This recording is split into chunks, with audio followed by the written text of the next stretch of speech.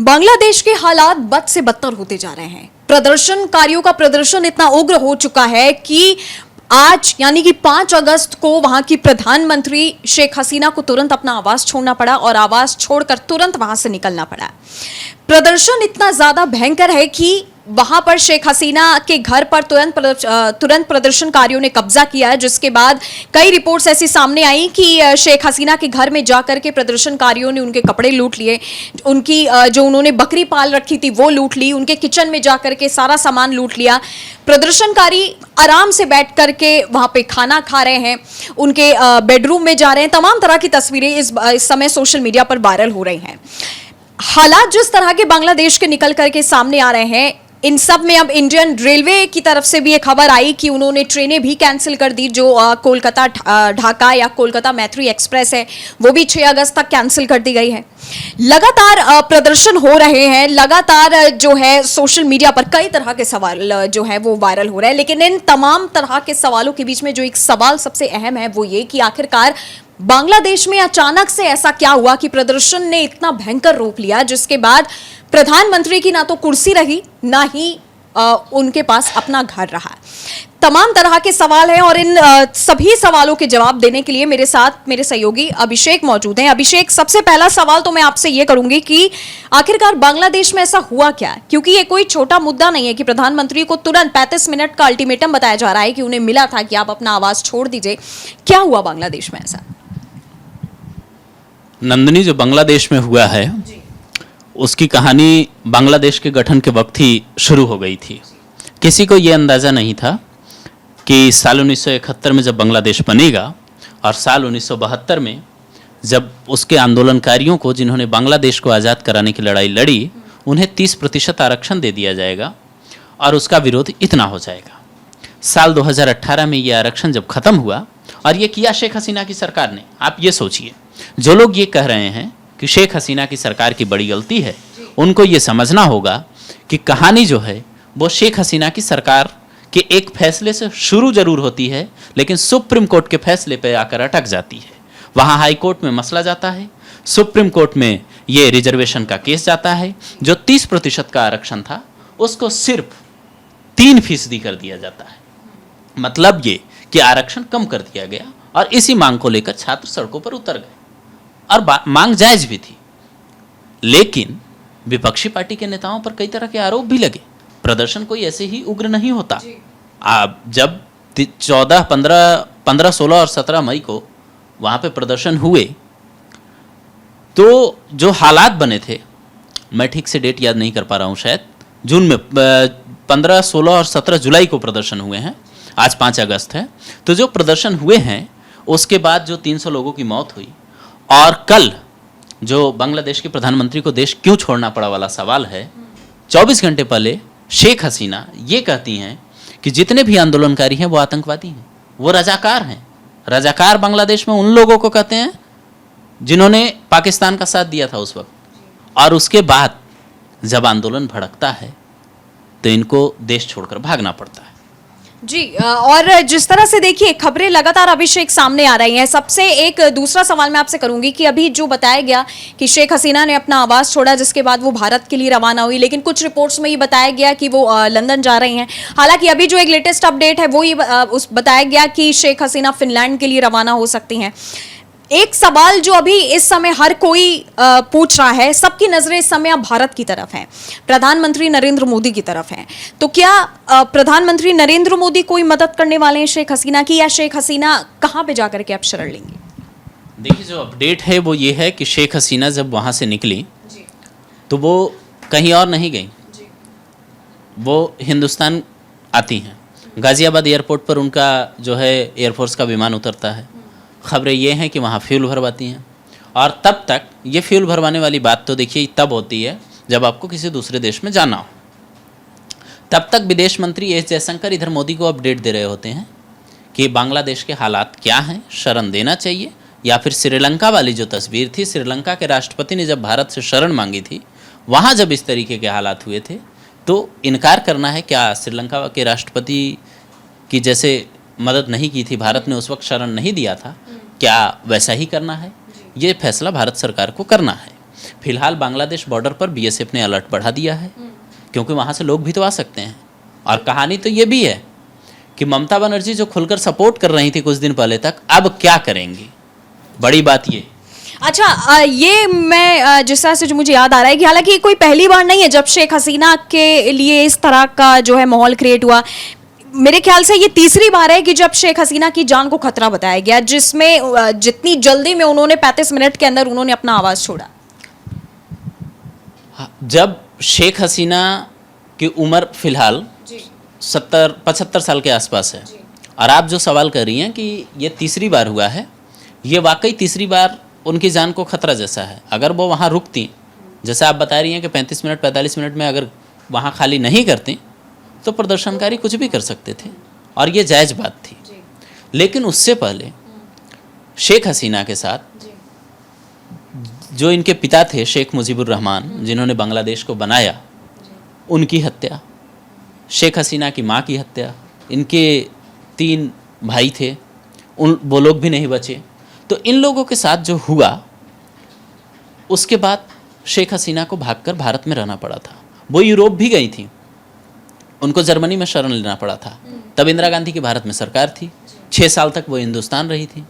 उसके बाद वो वापस जाके लौटकर और वहाँ तमाम चीज़ें देखती हैं, फिर बदले की भावना होती है, फिर सिस्टम को बदलने की भावना होती है, और उसके बाद वहाँ राज करती हैं। लेकिन ये एक दिन की बात तो थी नहीं। 15 साल तक अगर आप वहाँ की प्रधानमंत्री रही हैं तो एक असंतोष भी तो हो सकता है लोगों में। जी, और देखिए जिस तरह से बताया जाता है इस समय तो बांग्लादेश के हालात जो हैं वो सबके सामने हैं।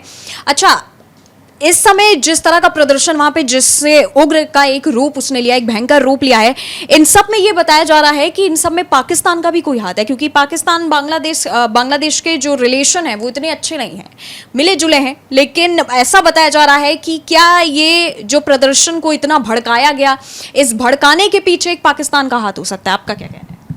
पाकिस्तान तो देखिए शुरुआत से यही करता है, वो हिंदुस्तान के साथ भी क्या ही करता है। हिंदुस्तान से अलग हुआ पाकिस्तान, जब भी कोई देश अलग होता है तो वो लोग साथ रहने की बजाय लड़ते हैं। और बांग्लादेश में जो जिया खालिदा हैं, इनकी मुख्य विपक्षी पार्टी की नेता, जो प्रधानमंत्री भी रही हैं वहाँ की, उन पर ये आरोप लगे हैं कि जो पाकिस्तान की ISI खुफिया एजेंसी है, और उनके जो समर्थक हैं जिया खालिदा के, जो प्रोटेस्ट कर रहे हैं, सड़कों पर उतरे हैं, उन लोगों पर भी ये आरोप लगे हैं कि वो लोग पाकिस्तान की शाह पे काम कर रहे हैं। किसी भी देश की खुफिया एजेंसी के लिए ये बहुत बड़ी बात नहीं होती है जब आप कमज़ोर होते हैं, जैसे पड़ोसी घर की लड़ाई में फ़ायदा उठा लेते हैं। ठीक वही कहानी बांग्लादेश में रची गई है।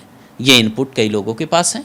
वहाँ अब क्या होगा, इस बात पे सबकी नज़रें टिकी हैं, क्योंकि एक तरफ सेना के वहाँ के जो आर्मी चीफ हैं वो आके कह रहे हैं कि हम लोग अंतरिम सरकार बनाएंगे। तो अंतरिम सरकार बनाएंगे और साथ में ये भी कहते हैं कि हम राजनीतिक पार्टियों के संपर्क में हैं। तो बाकी की जो पार्टियां हैं वो चुप तो नहीं बैठेंगी ना। सेना के शासन में वो अगर नहीं रहना चाहेंगे तो फिर से सिर फुटबल वाली बात होगी। और तब तक शेख हसीना बाहर निकल के क्या स्टेप लेती हैं, क्या भारत इसमें कोई उनकी और मदद कर पाएगा शरण देने के अलावा, इस पे सबकी नज़रें दुनिया भर की हैं, क्योंकि लंदन ने तो शरण देने से मना कर दिया। बाकी उनके पास ऑप्शन वही पुराने वाले बचते हैं कि अगर वो यूरोपियन किसी कंट्री में जाती हैं, जर्मनी जाती हैं, जैसे वहाँ रुकी थी कुछ टाइम, या फिर फिनलैंड जो आप बता रही थी, तो ये हो सकता है। अच्छा, और जिस तरह से आपने बोला अभिषेक कि पूरे इस समय देश की नज़रें जो हैं वो इसी पर टिकी हैं कि अब भारत क्या करेगा, इस मामले में आप भारत में क्या चल रहा है? मतलब जैसे जब शेख हसीना ने अपना आवाज़ छोड़ा, लोगों के मन में सवाल थे कि भाई भारत की तरफ बढ़ रही हैं तो प्रधानमंत्री नरेंद्र मोदी में भी कोई हेल्प करें, या गृह मंत्री अमित शाह से कोई बात हुई हो। भारत इस मामले में अब क्या करने वाला है आगे, या क्या कर सकता है? अब तक जो अपडेट है नंदिनी, वो ये है कि वायुसेना के जो ऑफिसर्स हैं उन्होंने शेख हसीना को रिसीव किया है एयरपोर्ट से। हो सकता है भारत की पॉलिसी अतिथि देवो भव की है, वो यहाँ शरण दें। बांग्लादेश से हमारे रिश्ते अच्छे हैं, भारत ने दलाई लामा को भी शरण दी है। लेकिन देखने वाली बात यह होती है कि अगर शेख हसीना के समर्थक वहाँ से आते हैं और ममता बनर्जी जिस हिसाब की राजनीति करती हैं, जो सियासत उनकी है, जो वो ये खुलकर कहती हैं कुछ दिनों पहले कि बांग्लादेश से आने वाले लोगों को हम शरण देंगे। अब BSF गोली बंदूक लेके खड़ी तो नहीं हो जाएगी लोगों के लिए, जो मतलब घुसपैठिए होंगे उनके लिए तो रोकेंगे। लेकिन अगर कोई मानवता के हिसाब से आपके पास आएगा मदद मांगने, तो हमारे यहाँ तो रामायण में भी यही कहा गया है कि मदद करनी चाहिए अगर कोई शरणार्थी बन के आए तो फिर सवाल ये है कि भारत कितनी मदद कर पाएगा। आप शरण दे दिए, मान लीजिए शेख हसीना को, मान लीजिए शरण मिल भी गई, तो क्या आगे वहाँ के हालात का नियंत्रण में होने तक यहाँ रहेंगे या शेख हसीना कुछ और सोचेंगे? क्योंकि अभी उनके पास संकट ये है कि उनको कहीं ना कहीं जाके ठहरना है, शरण लेना है, उसके बाद वो आगे के लिए सोचेंगी। उनके साथ उनकी बहन भी है, उनके साथ 2 बार ऐसा पले हो चुका है, आपने पले ही कहा था, साल 1975 में भी उनके साथ ऐसा हुआ था, और जब वो एक बार प्रधानमंत्री बन चुकी थी साल 1996 में, उसके बाद 2008 या 2006 में, मुझे करेक्ट याद नहीं आ रहा है, उनके ऊपर ग्रेनेड से हमला हुआ था, तब भी वो बाल बाल बची थी, उसमें 23 लोग मरे थे। तो शेख हसीना की ज़िंदगी में ये पहली बार नहीं हुआ है और वो जुझारू रही हैं, तो उनको ये पता है कि इन हालातों से निकलना कैसे है।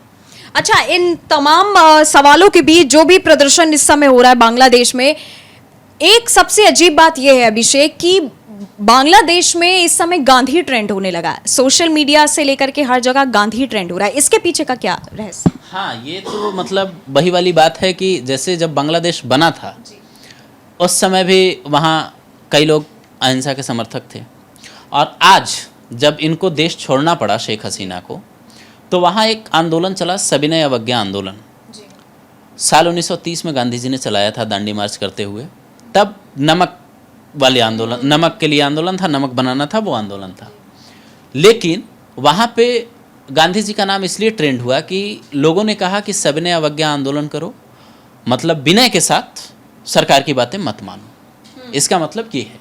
और दूसरा था असहयोग आंदोलन, जो गांधी जी ने चलाया था हिंदुस्तान में अंग्रेज़ों के जितने भी सामान थे उनके बहिष्कार करने के लिए, कि अंग्रेजी सरकार का समर्थन ही मत करो, उसकी जितनी सुविधाएं हैं लो ही मत।